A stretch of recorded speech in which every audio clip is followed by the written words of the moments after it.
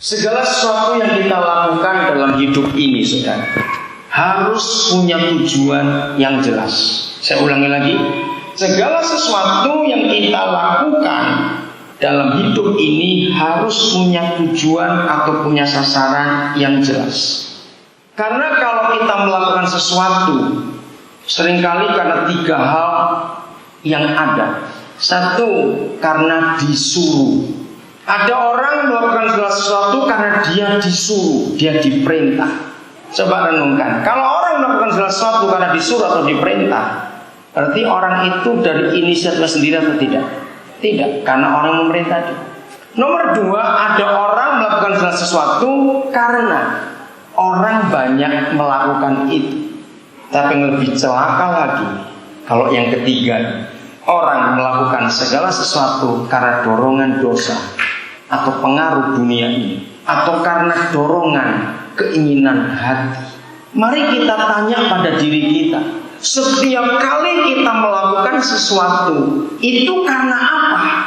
Ada banyak yang lain, tapi tiga ini yang paling sering terjadi. Saya ulangi lagi, karena disuruh oleh orang lain, karena orang banyak telah melakukan itu, atau yang ketiga, karena ada dorongan dosa dalam hidup ini, keinginan-keinginan duniawi. Nah, apa?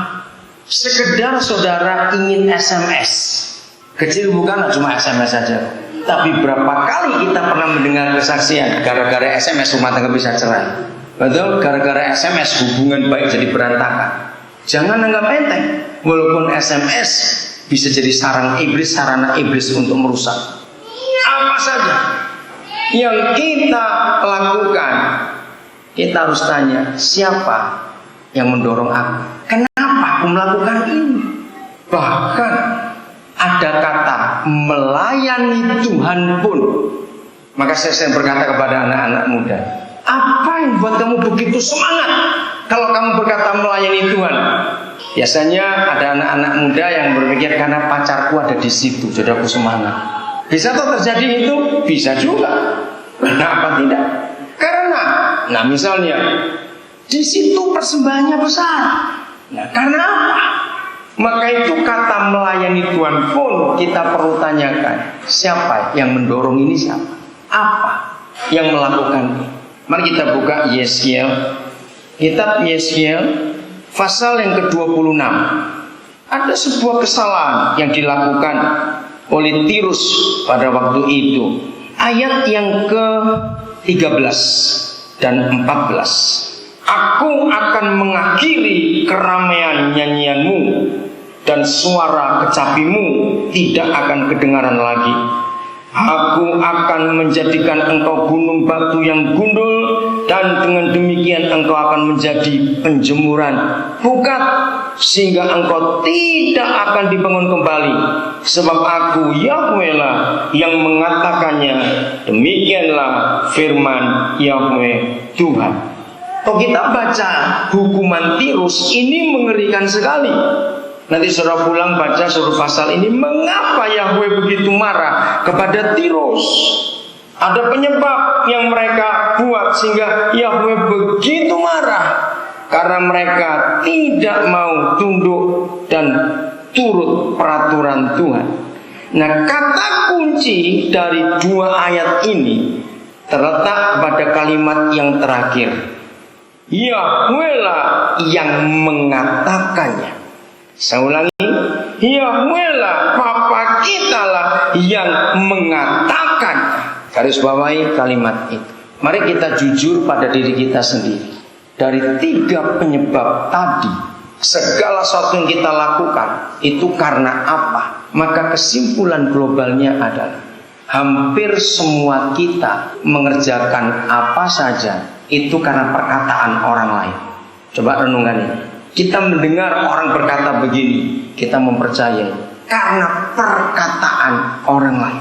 Saudara, kita harus mengakui bahwa kita ini jahat di hadapan Tuhan. Berapa kali Tuhan kita berfirman, berapa kali kita mendengar perkataan Tuhan, tapi kita sering cuek, kita sering abaikan, kita sering anggap cuma lewat begitu saja. Tapi berapa kali orang bicara kepada kita cuma pendek saja, tapi perkataan orang itu bisa mempengaruhi seluruh kehidupan kita. Tuhan yang ngomong panjang-panjang begitu, enggak terjadi apa-apa dalam hidup kita.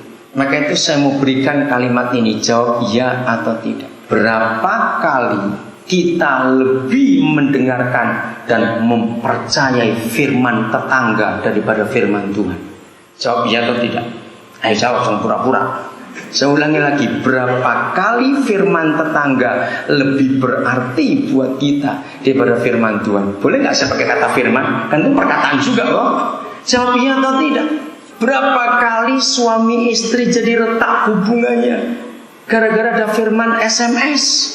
Yakobus 3 harus diubah. Kuasa lidah harus ditambah kuasa jempol. Nggak tahu kenapa? Karena SMS nggak jempol toh. Jadi jempol kita bisa bunuh orang sekarang. Ya, karena SMS itu.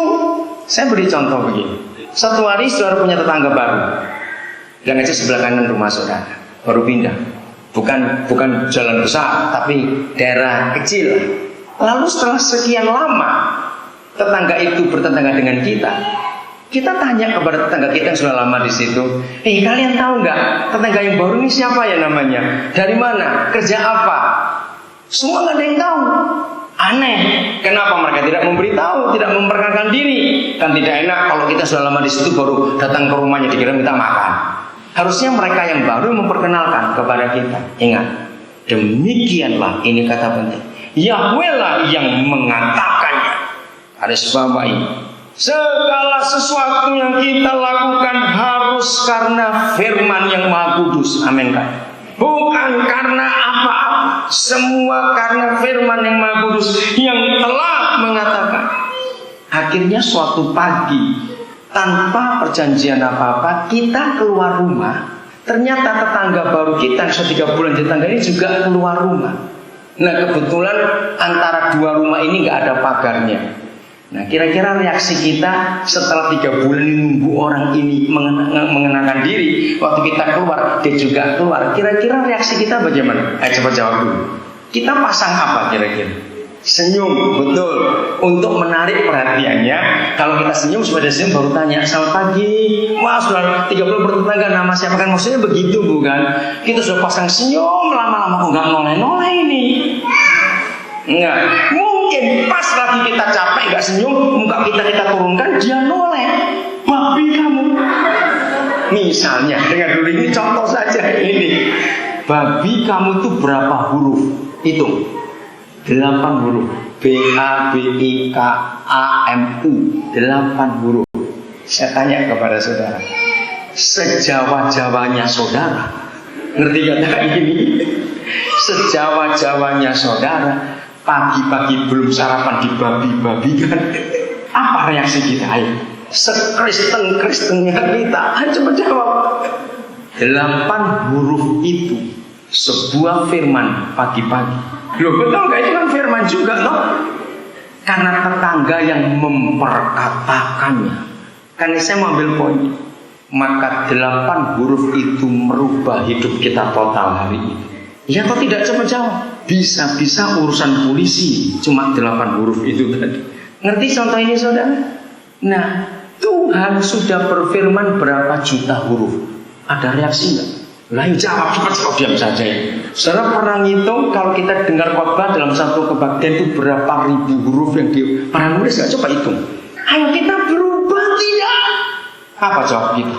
Mengapa tetangga yang namanya aja belum kenal berfirman sekali cuma 8 huruf bisa merubah hidup kita? Yesus yang sudah mati untuk kita, firman-Nya begitu luar biasa. Mengapa tidak pernah merubah hidup kita? SMS yang kadang-kadang cuma berapa huruf saja itu bisa merubah hidup kita. Jawab iya atau tidak? Maka itu Kristen kita seringkali tidak konsekuen dengan apa yang telah dikatakannya kepada kita. Kita tidak konsekuen dengan itu. Karena firman tetangga kita, firman orang lain lebih dihafalkan. Siapa pernah ngalamin satu kali ini sudah cukup lama, berapa tahun yang lalu? Ada seorang anak tua setelah dengar firman yang saya sampaikan, Ternyata dia tahu ada satu ganjalan yang dia tidak bisa menyelesaikan. Itu yang buat Tuhan gak bisa menjawab doanya.